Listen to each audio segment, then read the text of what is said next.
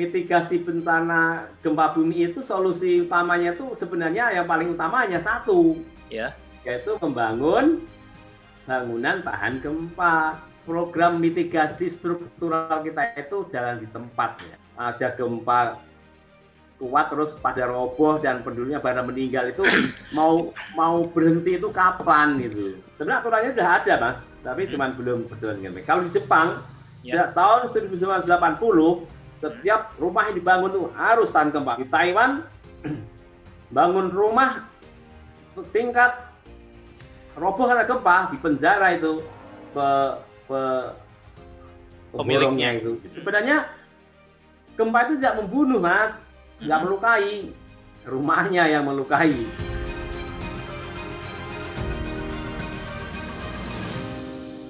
Dari sejumlah bencana alam yang terjadi dalam 2 pekan pertama Januari 2021 ini, salah satunya adalah gempa bumi di Majene dan Mamuju. Sebelum gempa bumi di Mamuju dan Majene terjadi pada 15 Januari lalu, pada 11 Januari 2020 sempat beredar sebuah pesan viral akan terjadinya megatrust di Sulawesi.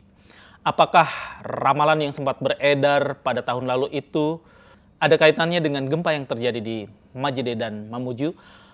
Juga terkait dengan gempa yang terjadi di Palu, Sulawesi Tengah pada 2018. Kita akan membahasnya dengan Bapak Daryono, Kepala Mitigasi Gempa Bumi dan Tsunami BMKG melalui aplikasi Zoom berikut ini. Halo Bapak Daryono, apa kabar Pak? Saya Sudrajat dari Detikom. Alhamdulillah Mas Derajat, sehat selalu, semoga Mas Derajat juga sehat. Alhamdulillah Pak Dar.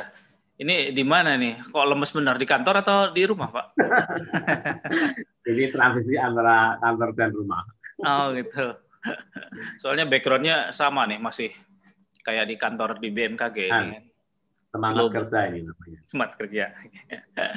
Pak Dar, ini karena Pak Dar spesialisasi soal gempa, meskipun dalam 2 pekan ini bencananya macam-macam, saya tertarik khusus soal gempa dulu deh.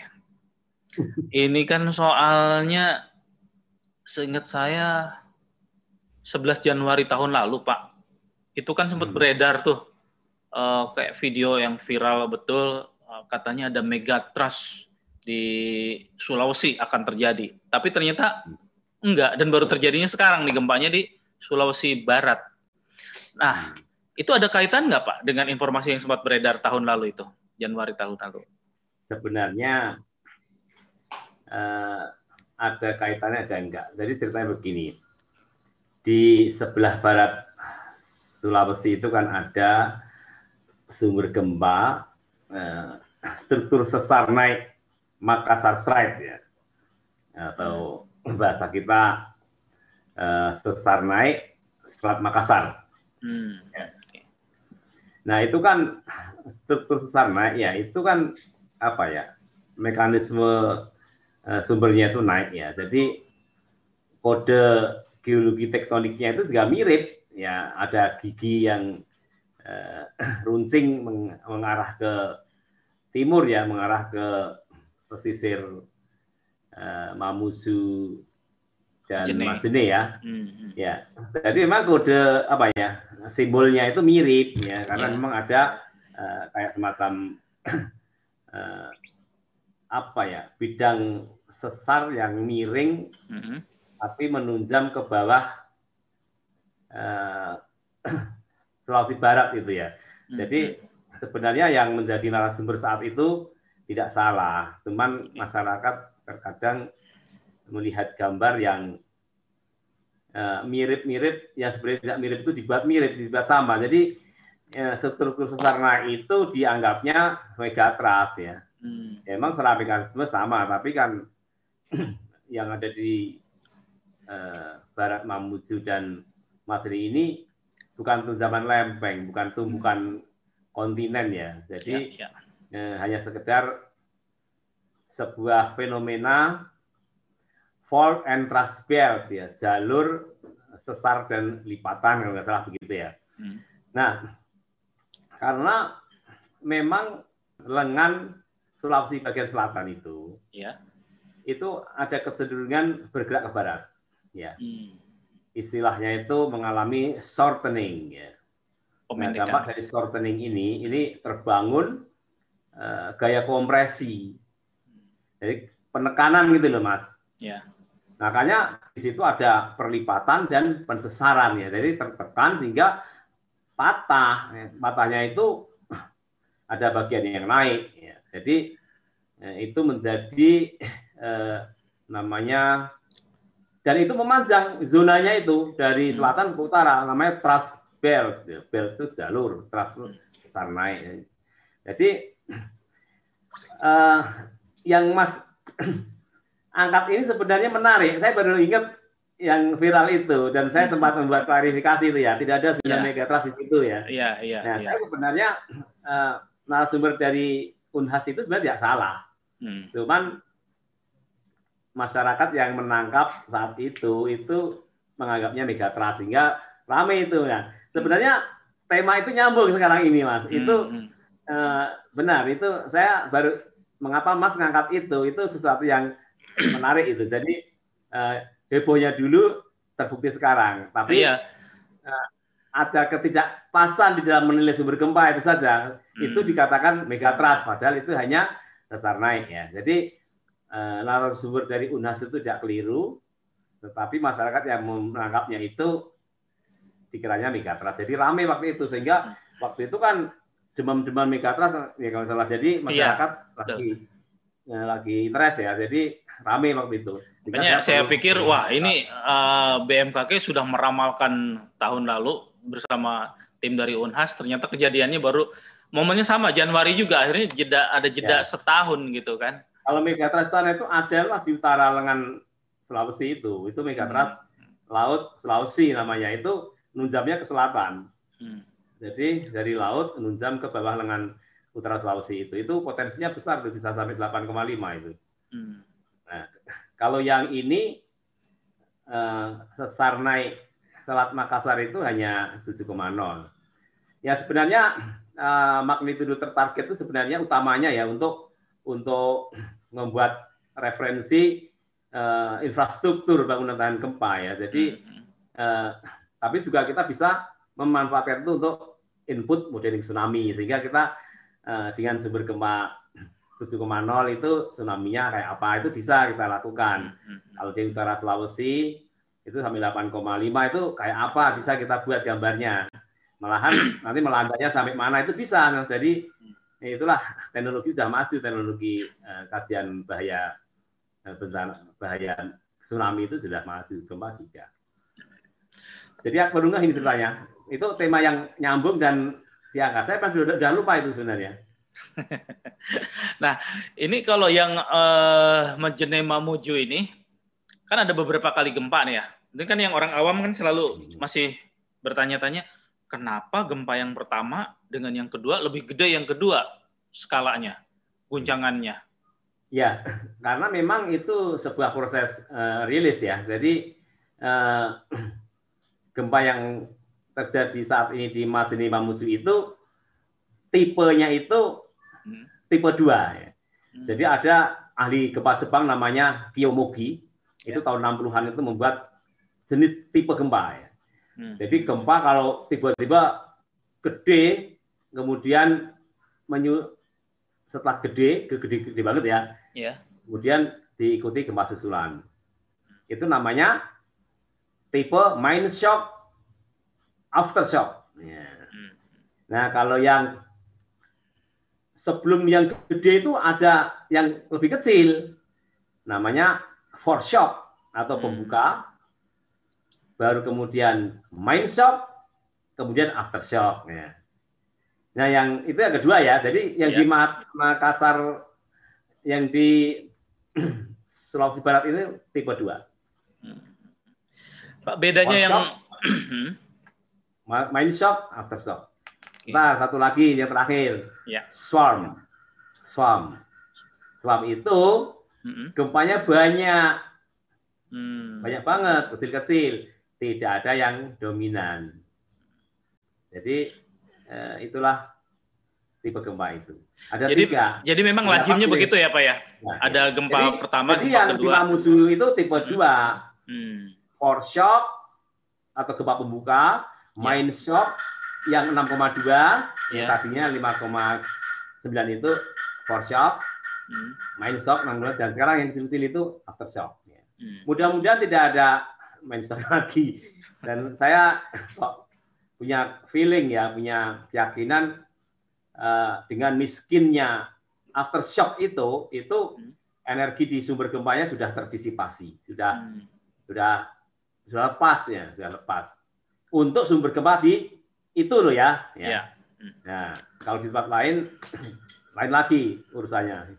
Itu dia akan terhimpun berapa lama untuk kembali muncul loh Pak? Ya kalau Mas bisa diperhitungkan gitu. Kalau Mas ngitung tahun 69 itu tahun 1969, 23 Februari 1969. Itu kekuatannya 6,9. Gede juga ya. Memicu tsunami, Mas. Yang meninggal 64 orang. Ya. Itu wilayah dari mana itu? Dari Mamuju sampai ke Majene bagian selatan itu rata tsunami. Ada yang 1 meter, 1,5 meter, ada yang 2 meter, ada yang 4 meter. Yang di pantai Majene ini, ini benar-benar paling tinggi 4 meter, yang meninggal banyak sekali, 64 orang. Jadi ini terulang kembali. Dan setelah saya meneliti jejak aftershock, ya, jejak gempa susulan. Itu kemarin kan aku bilang ini pembangkitnya Mamuju Majene Trust ya. Aku suka bilang Mamuju Majene Trust ya. Karena di darat ada, Mas. Sama, mekanisme sama. Di darat ada, di laut ada. Yang di laut itu yang Mas bilang itu ada, dibilang orang megatrust itu, padahal itu sesar naik saja. Nah itu di darat juga ada, namanya Majene atau Mamuju Trust. Tapi setelah aku kaji jejak aftershock-nya di kedalamannya itu kelihatan tuh, kedalamannya itu. Ternyata memang bidang patahannya itu miring ya. Semakin ke timur semakin dalam. Nah, data itu mengindikasikan bahwa pembangkit gempa saat ini itu Makassar Strait Trust itu, sesar naik, sesar Makassar itu. Bukan sama dengan yang peristiwa 69 itu. Ya, sama persis. Sama persis. Saya itu dugaan pribadi ya. Itu pembangkit gempa yang sekarang ini itu sesar naik Selat Makassar itu. Bukan yang di darat, bukan yang Majene Mamuju Trust. Itu untuk penyebab gempa biasanya ada berapa sumber? Ada berapa Soalnya kan yang Mamuju Majene ini selain 69 sempat kejadian lagi, kemudian kan pada tahun 84 ya Pak ya? Kalau itu di darat itu, Mas. Itu beda lagi? Itu darat itu. Okay. Tetapi itu juga perlu diteliti karena robekan kulit bumi di bawah permukaan itu miring ke timur. Jadi titik itu belum tentu rupture permukaannya. Jadi yang robek itu di dalam, di bawah itu, Mas. Tetapi miring ke timur, istilahnya diping miring ke timur. Jadi ke timur lebih dalam. Ya. Jadi kalau menurut saya memang dari jejaknya itu kelihatan sekali ada yang robek, tapi miring ke timur. Nah, kalau jatuh first break-nya itu, robeknya pertama itu di darat ya, epicenter di darat. Tapi bukan berarti itu sesar yang di darat gitu. Tapi pemahaman ini agak sulit kalau bagi orang awam ya. Jadi harus kuliah geologi gempa dulu. Nah, oke. Nanti saya bilang robek itu bayangan seperti apa, dan nggak nyambung kita ini. Saya bayanginnya kayak kain sobek gitu aja nanti.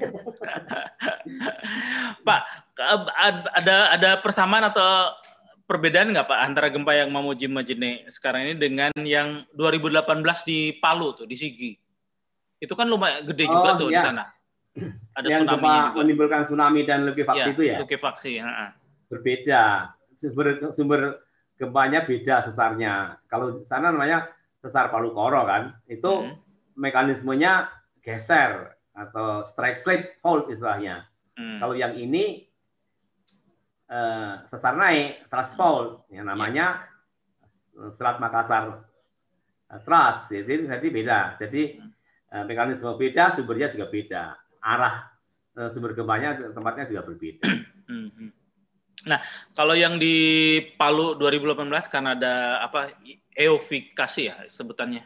Likuifaksi. Itu kan kemudian ada rekomendasi supaya kawasan tertentu yang mengalami pembelahan itu tidak lagi dijadikan pemukiman. Ya, kan? Benar itu. Karena akan terulang lagi nanti. Dalam rentang waktu beberapa tahun ke depan akan terjadi kembali. Nah, kalau yang untuk Mamuju Majene dengan pusat gempa yang di darat, ini saya kok belum menerima laporan adanya fenomena likuifaksi di sana ya. Karena ini tim survei BMKG ya turun ke lapangan.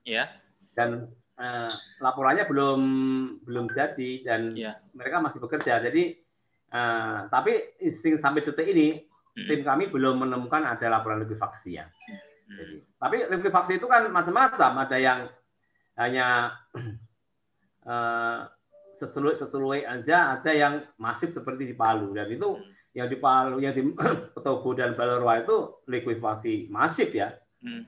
Karena ininya itu luas banget ya. Likuifaksi campur longsor, namanya flow slide namanya. Jadi tanah yang memiliki kandungan air tanah yang potensial itu, tanahnya kan unconsolidated ya, tanah sedimen ya, tanah lunak ya. Itu kayak air tanah. Kemudian ketika dapat input motion, ada goncangan kuat, itu seperti diaduk itu, jadilah dia pelulukan, mencair istilahnya.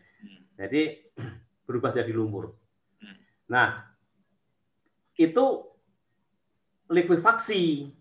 Nah, kebetulan konturnya itu miring. Nah, akhirnya karena sudah berubah jadi lumpur, miring lahannya, ngalir. Namanya, kalau tidak salah namanya flow slide ini ya. Jadi kalau di bidang itu saya kurang mendalami, tapi yang kejadian seperti itu. Jadi tidak murni likuifaksi. Kalau likuifaksi itu tanah lunak berair dengan litologi tertentu hingga mendapatkan getaran gempa yang bertubi-tubi atau kuat, maka dia kekakuannya itu hilang, kemudian jadilah dia lumpur tiba-tiba. Tapi karena lahan di Petobo Balerwa itu miring, maka bergeraklah itu.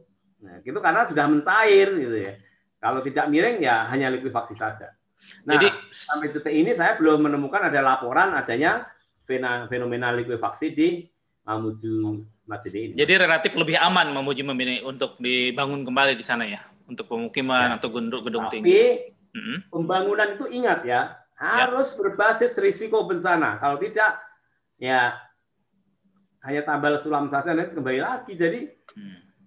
Jadi saya itu ingin ya, tadi awal-awal kita udah ngomong bangunan tahan gempa belum ya tadi ya? Belum. Jadi mitigasi bencana gempa bumi itu solusi utamanya itu sebenarnya yang paling utamanya satu, yaitu membangun bangunan tahan gempa. Ya, bangunan tahan gempa itu kan sesuai dengan building code ya, jadi sesuai dengan referensi adanya sumber gempa di situ dan itu dibangun di atasnya seperti itu ya. Tapi kan implikasinya kan dana ya, jadi membangun rumah tahan gempa itu ya campuran semennya ya harus bagus, harus kemudian tulangannya itu ya besinya standar sesuai dengan yang dianjurkan oleh ahli bangunan yang memahami bangunan tahan gempa. Ya, makanya tukang-tukang itu sebenarnya diceramai oleh ahli gempa bangunan ya. Nah, kalau bangunan tahan gempa itu kan agak mahal ya. Tapi konon PPR bisa membuat yang agak harganya hemat ya. Nah, kalau belum mampu membuat itu, ya sebaiknya jangan deh buat bangun rumah asal bangun, batako dinaikkan, semennya Rumah-rumah bertingkat diirit, beresiko ya. kapurnya dibanyakin. Itu besinya tulangan segede lidi, atau karena tidak ada dana, tidak pakai tulangan, tidak pakai besi, itu ada gempa menjadi sarana yang mencelakai penghuninya. Nah, kalau memang belum mampu bangunan tahan gempa, buat rumah yang bahannya ringan dari kayu dan bambu yang didesain menarik. Itu sama juga bangunan tahan gempa, hanya kayu dan bambu. Tapi kan nggak boleh minder, tapi desain yang menarik supaya kelihatan kayak villa, itu bisa. Jadi solusi membuat kita selamat di daerah gempa itu hanya bangunan tahan gempa dan aman gempa. Kalau tahan gempa itu sesuai building code. Kalau itu tahan gempa ya, kalau aman gempa ya dari kayu dan bambu itu ya. Desain mereka yang kayak villa. Nah, saya ingin cerita Mas, dulu. Ya. Pentingnya bangunan tahan gempa. Ada dua daerah yang saya perbandingkan. Satu di Jogja, satu di Suruga di Jepang sana. Oke. Dua tempat ini terjadi gempa, kekuatannya sama. 6,4, Jogja 6,4, Suruga 6,4. Kedalaman Jogja 10 kilo, Suruga 10 kilo. Kondisi geologinya mirip. Kepadatan penduduknya mirip. Tapi gempa Jogja tahun 2006 itu yang meninggal karena gempa itu lebih dari 6.000. Tapi di Suruga, gempa yang sama, hanya 1 orang meninggal. Bedanya di mana? Rumahnya. Jadi di West Coast Amerika Barat, kemudian di Jepang, di New Zealand itu gempa-gempa 6, 7 itu tidak banyak yang korban dan tidak banyak yang rusak parah. Tapi jangan dia terjadi di sini, karena memang kondisi bangunannya beda. Jadi sejak tahun 1699 itu catatan gempa pertama yang paling baik itu gempa Jakarta, Mas. Jadi Jakarta itu dulu digoyang gempa, kalau saya salah itu gempa megatrust ya. Tapi yang penting goyangannya sampai Jakarta kuat ya. Itu rumah-rumah itu pada roboh, rumah-rumah orang Eropa itu. Tahun 69. Berapa? 16? 99. Oh, gempa Jakarta. Itu 25 orang meninggal karena keruntuhan rumahnya itu. Itu anggap aja itu event di mana zaman dulu rumah roboh karena gempa itu tidak ada. Ya. Kemudian tahun 1800 itu sudah mulai muncul foto-foto ya, foto-foto rumah rusak karena gempa itu sudah ada kan, mulai ada kamera itu kan akhir tahun 1800-an ya. Nah itu gempa Jogja yang itu di Keputrian Keraton itu kan rusak juga, itu ada fotonya. Kemudian berikutnya gempa Padang Panjang, gempa Bali itu rumahnya itu roboh, itu kelihatan fotonya, itu dokumentasi yang baik sekali itu. Nah kemudian hari ini ternyata rumah juga pada roboh di Mamuju Masjid sana. Dan ada bangunan bertingkat juga di sana ya, itu kan yang hancur. Artinya Mas, tahun 1600, 1700, 1800, tahun 1900 sampai 2021 ini nggak ada bedanya gitu. Jadi kita sudah banyak yang tahu ilmu gempa, banyak ahli bangunan gempa, banyak orang sipil gempa.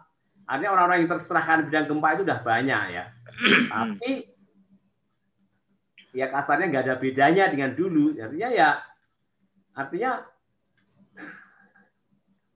program mitigasi struktural kita itu jalan di tempat ya.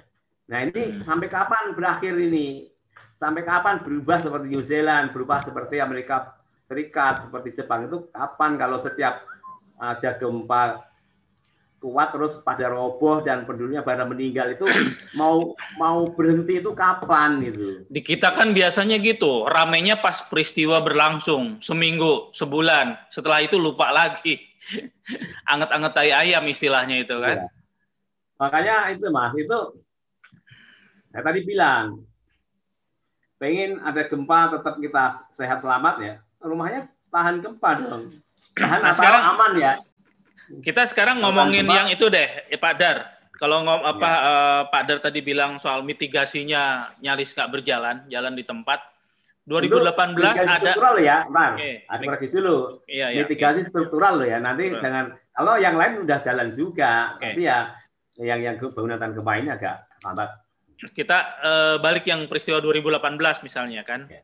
Ada rekomendasi jangan lagi melakukan pembangunan untuk pemukiman di kawasan lekuifaksi. Nah, pengamatan pemantauan Pak Dar sendiri itu dipatuhi nggak rekomendasi itu di sana?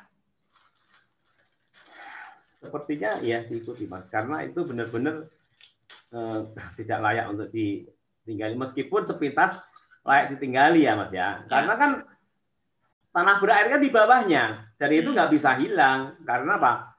Karena itu memang kondisi lahannya seperti itu. Jadi nanti diuruk, dikasih rumah ya masih bisa. Tapi kalau gempa kuat, jadi lumpur lagi. Makanya ya itu keputusan pemerintah yang tepat kalau itu direlokasi dan tidak beli. Nah, karena apa? sekarang nanti akan berulang kembali. Tanggung jawab soal mitigasi struktural itu ada di mana? Di pemerintah pusat, kementerian apa? Turun ke daerah? Atau gimana itu anunya? Itu sebenarnya apa ya? Ya bersama-sama, itu tugas kita semua, baik pemerintah maupun masyarakat juga. Karena saya juga tidak mau ada pihak-pihak yang apa ya dipersalahkan gitu. Karena memang di sekitar itu kan apa ya? Sebenarnya aturannya sudah ada, Mas, tapi cuma belum berjalan dengan baik. Kalau di Jepang, sejak tahun 1980, setiap rumah yang dibangun tuh harus tahan gempa. Kalau enggak boleh dibangun itu.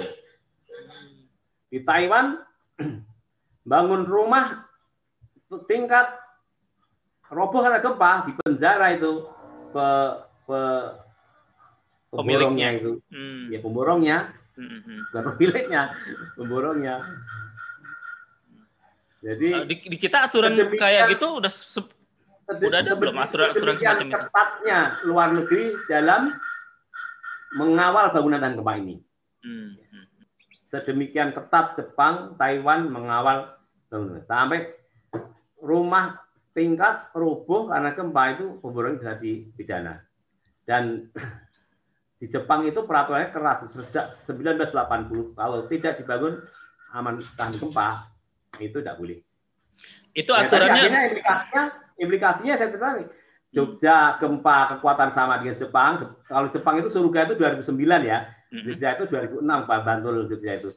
Itu yang meninggal 5.800 sampai 6.000. Ya. Yang di Jepang di surga itu ada 1 orang meninggal. Itu jawaban telak untuk menjawab bahwa solusi mitigasi gempa adalah bangunan tahan gempa. Oke. Nah itu masuk aturan itu di antara lain di soal pengurusan IMB semacam itu kali ya, kalau di kita. Nah, mestinya diterapkan di situ. Persoalannya IMB kan juga bisa cincai-cincai. Saya bikin fondasi, mendirikan rumah ya bisa aja. Tapi mestinya ada yang ini strukturnya seperti apa nanti itu harus dicek. Apalagi daerah-daerah yang rawan gempa ya itu mutlak wajib kalau pengen tetap bertahan hidup. Sebenarnya gempa itu tidak membunuh, Mas, nggak melukai, rumahnya yang melukai. Yang membunuh dan melukai itu rumahnya. Makanya kalau pengen hidup nyaman di daerah gempa ya bangunannya harus tahan gempa. Kalau ada gempa ya silakan terjadi gempa. Itu proses geologi yang harus terjadi dan sampai kiamat nggak akan sampai kiamat baru berakhir. Kalau rumahku tahan gempa ya silahkan goncang aja gempa. Kita paling ayun-ayun ini, tapi kami selamat. Oke, Pak Dar, kembali ke soal gempa di Sulawesi. 2018 di Palu ya, Sulawesi Tengah. Sekarang di Sulawesi Barat. Sementara Sulawesi ini kan ada selatan, ada utara juga. Itu bisa terprediksi nggak secara, ya mungkin secara akurat nggak lah, tapi mungkin dari bacaan masa lalu bahwa di wilayah ini nih pernah ada gempa. Jadi mohonlah sebelum itu terjadi ditinjau nih soal bangunan segala macam supaya tidak terjadi jatuh korban yang kelewat banyak gitu. Iya, Mas, jadi peta sumber gempa itu sudah ada, Mas. Jadi kawan-kawan kita di Sulawesi sana itu, ya tidak hanya Sulawesi ya, seluruh Indonesia, tempatmu itu ada sumber gempa apa enggak itu bisa dilihat sekarang ini.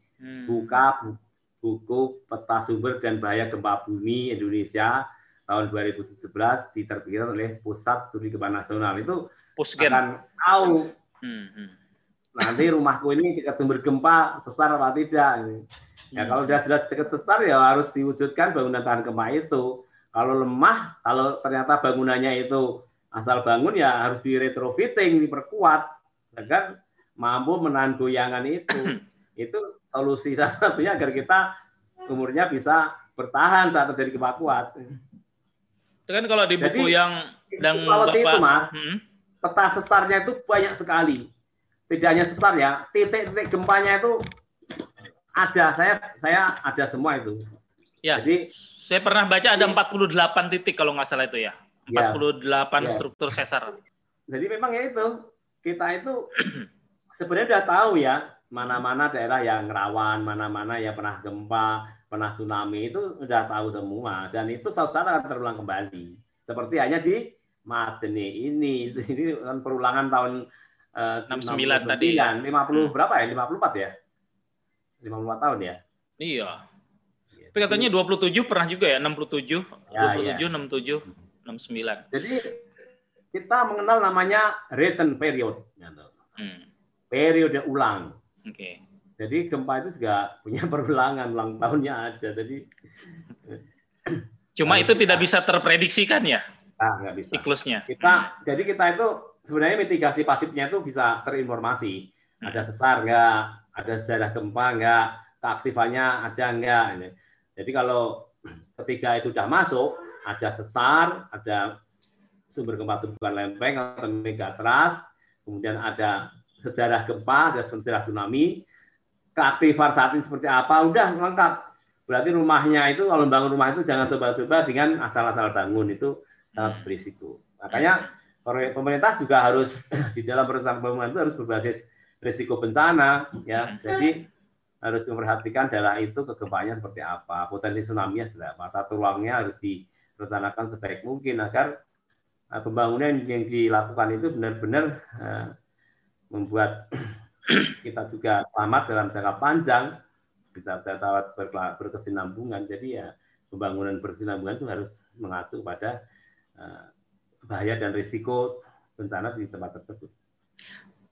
Pak Dar, tadi Pak Dar sempat menyinggung soal peta sumber dan bahaya gempa, khususnya di Sulawesi.